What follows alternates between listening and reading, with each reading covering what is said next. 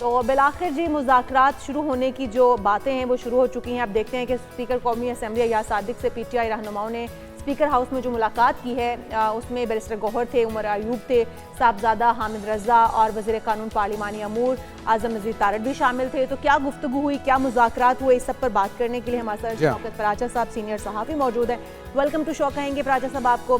पराचा साहब क्या कहते हैं, वाकई में बर्फ़ पिघलने लगी है? वैसे तो ये बड़ी खुशाइंद बात है पाकिस्तान के लिए, इकॉनमी के लिए, बदलती जो इस वक्त सूरत हाल है उसके लिए, लेकिन क्या समझते हैं कि इसमें सदाकत है, मुज़ाकरात कामयाब हो जाएंगे, क्या शराइत रखी जाएंगी?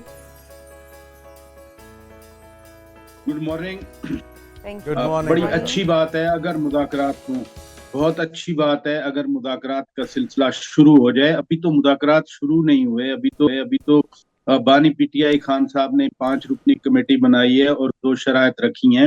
हुकूमत की तरफ से तो एज सच कोई ऐसा कमेटी या कोई और मैकेनिज्म नहीं बनाया गया जिसकी बुनियाद पर हम कहें कि मुज़ाकरात शुरू हो गए हैं। हाँ, एक बात जरूर है कि पहले खान साहब कहा करते थे कि हम सिर्फ एस्टैब्लिशमेंट से बात करेंगे, हम सिर्फ फौज से बात करेंगे। कम से कम अब वो उमर अयूब ने कहा कि चाहे फरिश्ते हों या कोई और हो, हम उनसे बातचीत करने के लिए तैयार हैं। लेकिन ये जो पेश की शराइत होती हैं बातचीत में, वो बड़ा मसला बनाया करती हैं। बातचीत बगैर एजेंडे के, बगैर उसके नहीं होती, लेकिन पेश की शराइत आ जाए तो दूसरी साइड जो है वो डिफेंसिव हो जाती है। और इसमें तीसरा अहम ये भी एलिमेंट है कि आखिर अब क्यों खान साहब राजी हुए इन मुज़ाकरात के हवाले से। क्या जनरल फैज हमीद पर जो चार्जशीट लगी है उसकी वजह से अब पीटीआई, कल वो पार्लियामेंट में बैरिस्टर गौहर खान साहब चेयरमैन पीटीआई कह रहे थे कि हम जो है वो मुज़ाकरात के लिए तैयार हैं, हुकूमत माफी मांगे, या ख्वाजा आसिफ साहब से कहा कि आप सीनियर हैं, आप रहनुमाई करें।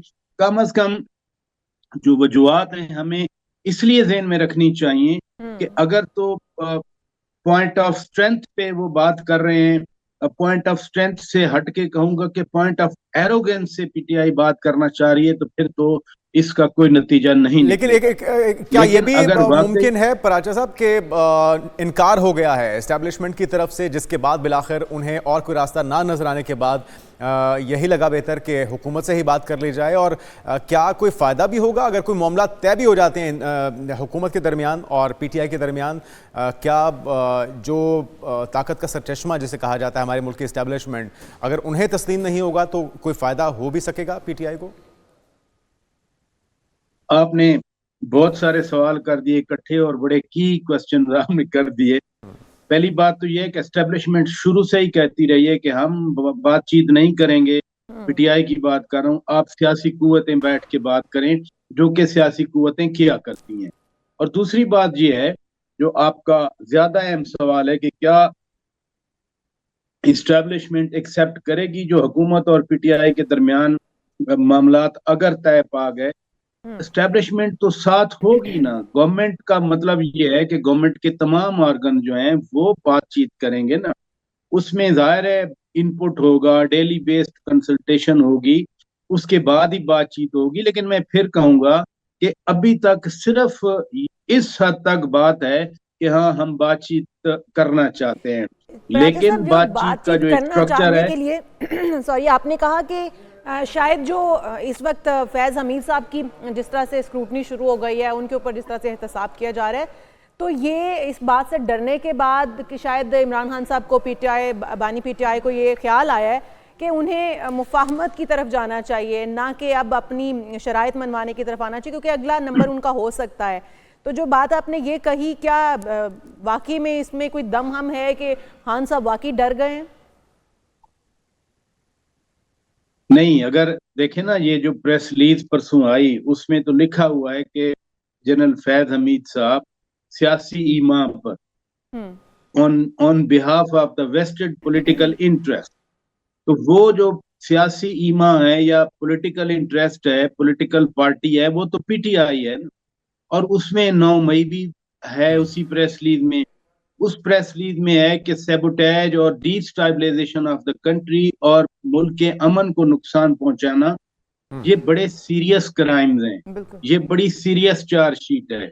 और उसमें डायरेक्टली इम्प्लीकेट कर देना 12 अगस्त की प्रेस रिलीज में ये इम्प्लीकेशन नहीं थी किसी सियासी जमात की या सियासी ग्रुप की। इस प्रेस रिलीज में तो बाकायदा तौर पर लिखा हुआ है और पाक फौज के बिहाफ पे ये प्रेस रिलीज आई है, जिनका तहकीकाती निज़ाम भी है, जिनका एनालिसिस निज़ाम भी है, लेकिन और वो उन्होंने सोच समझ के ये अल्फाज डाले। अपोजिशन लीडर तो ये भी कह रहे थे कि ये फौज का अंदरूनी मामला है और वो जाने, फैज़ हमीद जाने। साथ में वो ये भी कह रहे थे कि अगर फौज जैसे डिसिप्लिन इदारे में इस तरह की वायलेशन हो रही थी तो जिस वक्त ये हो रहा था उस वक्त क्यों नहीं रोका गया? तो सवाल तो ये भी वैलिड है। और क्या फैज़ हमीद एक मोहरे के तौर पे काम कर रहे थे जिस तरह फैसल वाडा कह रहे हैं, या फिर वो भी इंस्ट्रक्शंस कहीं और से ले रहे थे, मास्टरमाइंड कोई और था?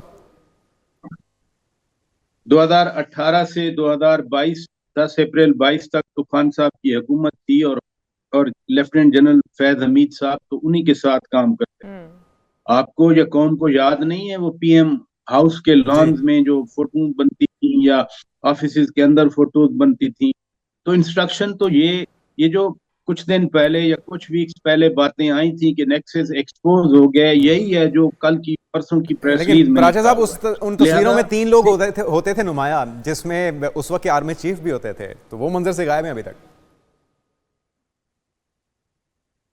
यही तो मसला बना जब ये कहा गया कि मिस यूज ऑफ अथॉरिटी की है, यानी इसी प्रेस रिलीज में। मैं बेस इसी प्रेस रिलीज को बना रहा हूँ क्योंकि ये पाक फौज की तरफ से प्रेस रिलीज आई है। इसमें कहा गया मिस यूज ऑफ अथॉरिटी। इसका क्या मतलब कि यानी आपके जो बॉस थे या आपकी जो सुपीरियर कमांड थी, उनकी जो गिवन एक गाइडलाइन थी उसके बरक्स आपने इकदाम किए। यही आपके कानून और आइन में जो आपकी लिमिटेशन हैं, आपने बढ़कर उससे कुछ काम किए। This is called miss use of authority. वो तो बड़ा क्लियर हो गया ना, आप जिस तरफ इशारा कर रहे हैं। इस मिस यूज ऑफ अथॉरिटी की टर्मिनोलॉजी ने सारी चीज क्लियर कर दी कि जो आपकी लाइन थी drawn by the law of the land, you violated those line, you cross those line, और उन लाइंस की वजह से आप पे चार्जशीट किया गया है। तो बानी पीटीआई को अब ये नजर आ रहा है, खान साहब को भी नजर आ रहा है, आगे तो फिर मिलिट्री कोर्ट का ट्रायल आ जाएगा। आर्मी एक्ट 1952 में उसमें जो दूसरा ऑफिशियल सीक्रेट एक्ट है, ये दोनों मिलिट्री ट्रायल की तरफ लेके जाते हैं। और अगर ये मिलिट्री ट्रायल की तरफ मामला जाता है पराचा साहब, तो आपको लगता है कि ये सारी चीजें साबित हो पाएंगी कि वो डायरेक्टली इन्वॉल्व कर सकें बानी पीटीआई को 9 मई के वाकयात से, और कोई इंतहाई सजा का सामना भी उन्हें हो सकता है फिर उस सूरत में? देखिए, मैं वो जर्नलिस्ट हूँ, मैं काइट फ्लाइंग नहीं करता कि मैं कहूँ कि हाँ ये हो जाएगा ये हो जाएगा। मैं सिर्फ जो फैक्ट है, प्रेस रिलीज है, मैं उसी के अराउंड आपसे बात कर रहा हूँ।